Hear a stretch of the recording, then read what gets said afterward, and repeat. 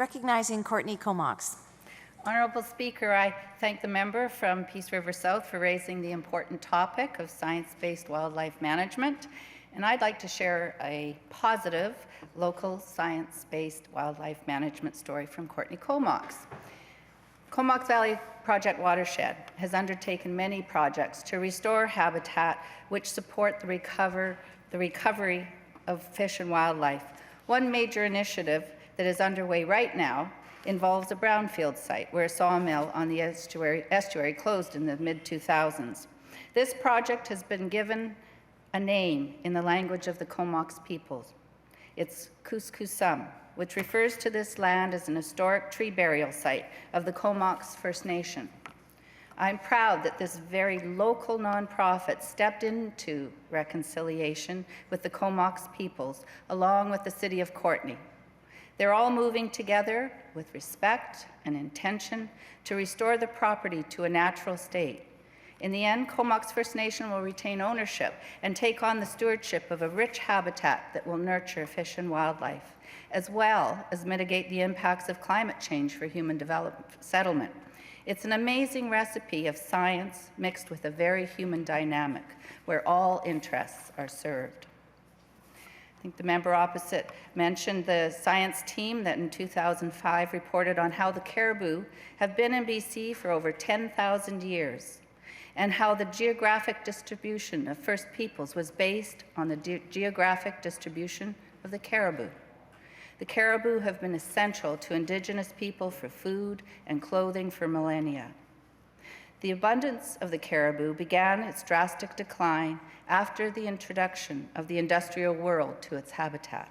The federal government placed it on the threatened wildlife species list in 2003. And I have to ask myself, and as others, what impactful actions did the former provincial government take when 15 years later the federal government raised the threat to the southern mountain caribou to imminent in May last year?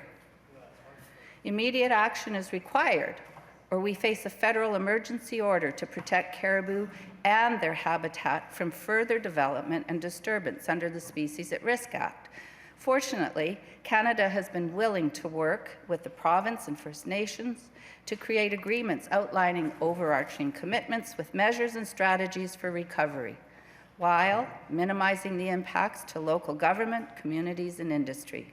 These agreements are novel and complex. The rights and interests of First Nations are protected by the Constitution, and it is incumbent that caribou recovery involve government-to-government processes with them. And like the Kuskusum initiative in my community, the Peace can embrace reconciliation in action as the West Moberly and Saulteaux First Nations, with their shared interest, take ongoing leadership in the caribou recovery.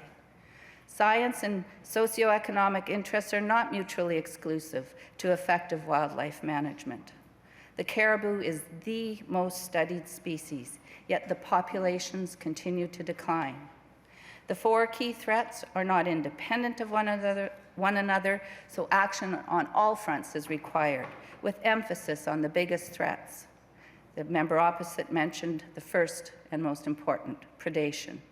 The second, habitat changes. The third, disturbances. And four, climate change. Monitoring and updating the plan annually can pave the way for eventual recovery that we have not yet seen.